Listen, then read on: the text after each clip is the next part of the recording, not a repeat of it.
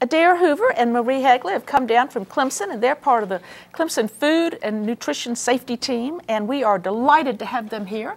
And I remember in the old days, people had to teach people how to can so they wouldn't kill their families with botulism. And y'all are still involved in keeping people healthy. And what are some of the ways that y'all are doing that? What are some of your programs? We are. Well, we do food safety, and our team does nutrition. So we have a couple really great nutrition education programs. One is FNET for families and people with limited resources. We also have an Eat Smart, Move More program that's a community-based to help prevent obesity through healthier eating. And such an issue in South Carolina. Absolutely. So we want to encourage people to be active. So it's kind of, you know, my 4-H agent is doing a lot of work with her client group on obesity and good nutrition choices. Absolutely. Very important, especially overall in a community that helps.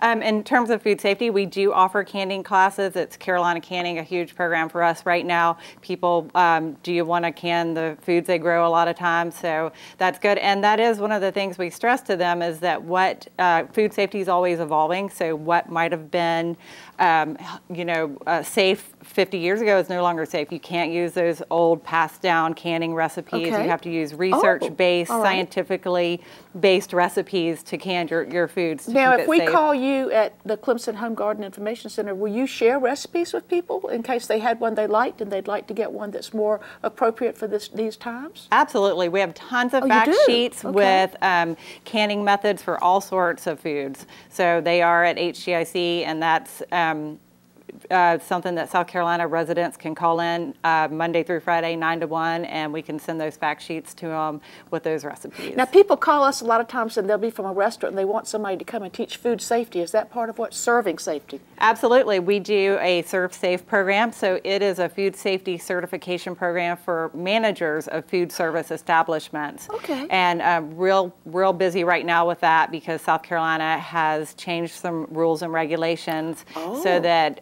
all food service establishments have to have someone in their restaurant that has that certification. So y'all are busy out there teaching all these classes, aren't you? Yeah. Now, how about there's such a movement now of growing foods locally, and people are bringing them to farmers markets, and sometimes they just bring the actual raw food or the produce, but sometimes they bring prepared food. Can you help those people too? Most definitely. One of my favorite programs that we have is Food to Market, and we assist food-based entrepreneurs to get their food product to market.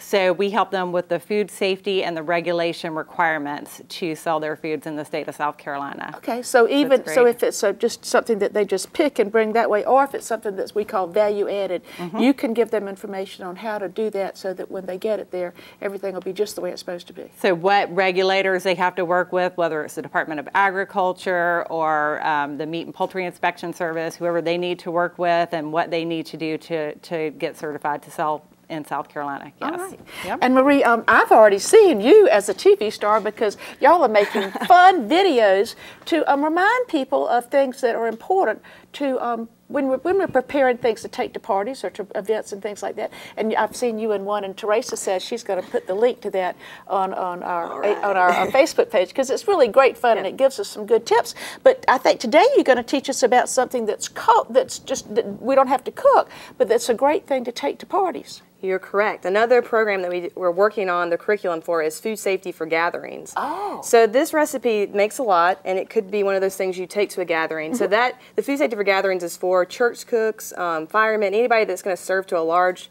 quantity of people, and want to teach them how to make sure that they're preparing food safely. All right. So one of the things, so this is going to be a corn and bean salsa. So one of my favorite dishes. I make it all the time, especially this time of year. And one of the things you have to remember when you are making food that's not going to be cooked, that you like reheat and all that. And so you would want to make sure that you prepare it safely, make sure you wash your hands, which we know is something that we all should do, but sometimes we get in a hurry and we forget to do, right? We don't wash our hands. But if you're going to take some food somewhere else and serve it, you want to make sure it's completely safe. You certainly do. And Adair has some great hand washing All right, tips. so I've got, tell me how to get these hands clean enough to work in the kitchen. Absolutely. Well, one of the reasons that we talk about hand washing in almost every program we do, and we talk about it a lot, and sometimes comes off as a little insulting. You're like, well, everyone knows like, they should wash their hands, but when you're busy and you know you're trying to get things done, maybe you're in a rush to get your recipe done for your gathering and you don't have a lot of time, it's one of the first things to go. You're going to run over and just like rinse them under the sink real quick, and it's not good enough. You have to really do it properly for it to be effective. Well, tell us what we need to do. Put the soap on your hand, lather it up really good, and then they need to be rubbed together, like really worked in there for a full 20 seconds, enough time to sing happy birthday twice.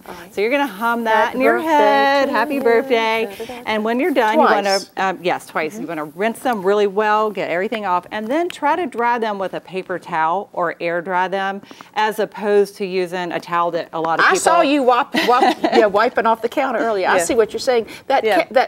That towel that's over the kitchen chair might not really be clean. That's right. And the paper towel would be clean. Is that right? Correct, yes. Okay. So we've got real nice clean hands, and we want to make this wonderful recipe. So I guess first we're going to start with the beans. The beans. So we have a mixture of black beans and red kidney beans. I use the reduced sodium versions, and I'm actually going to have you guys help me pour. Okay.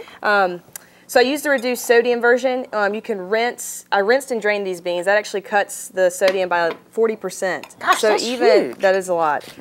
So even if you got the normal kind of bean, rinsing and draining it can still cut back on the sodium. So drain them well so that they're not watery. Yes, you want to make sure you put it in the colander. Okay, all right. But then you could also can your own beans, which we could teach you how to do. Yeah. And the next thing, so you can see there's looks pretty already because you've got 2 different colors here. That's right. And you could, if you didn't like black beans for whatever reason, you could use all kidney beans or whatever kind of bean you like. All right. The next thing is corn. This is, of course, a no salt added corn. They have all those kinds of varieties in the grocery store. There are a lot of choices. There are a lot of choices. And I drained those, but that one was like a vacuum packed one, so it wasn't it didn't have much water. Much juice in it. You can also smells good already. use your own fresh corn if you froze it, and you could throw it in there. That'd be delicious. Then I have a trio of bell peppers. They look so pretty. Just to add some color, also add some nutrition because they got those phytochemicals from the different colors. So we have a green, and again, if you had your own bell peppers growing, just pop those off, chop them up. This is I You don't have to use the different colors. It just makes you don't. Prettier. You could use all. And if you wanted, I like the different ones because they have some are more sweeter, like the orange and the red are a little sweeter. That's true.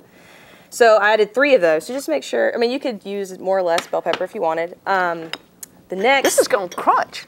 Yes, I like it. So good. Yeah. The next thing is we're going to add some pop to it. We're going to add a jalapeno. Ooh. So if you did, I've heard you like spicy. I do. That's correct. So I did add some of the seeds in the membrane because that's where the spiciness is. But if you did not like spiciness, you could cut out the seeds in the membrane. It's true. If you're careful to remove the white part, yes, then you lose, and the seeds, then you really do just get a smaller punch. Yeah, you get a little. But again, jalapeno is hard to tell how much heat's going to be on it. Another big thing to remember in the food safety realm is to wear gloves when you chop up jalapenos. Because if you're like me, I chop it up and then I immediately decide I'm going to touch my eye. Or I had to sleep on my honeymoon with my hand in a bucket of water. It burns. No, I did. We made ketchup, and I chopped up the peppers. I didn't know that, and my hand started burning. I didn't know anything about it. And to sleep with my hand in a bucket of water, it was not much fun. I always think, oh, it's not going to be that bad this time. And then you have to really be careful. It'll be like hours later. Thank you for reminding people of that. Yeah, wear gloves if you can when you're chopping up jalapeno. So we've got the crunch, and we've got the beans and the sweetness of the corn, and I think now we're going to get a little bit of that.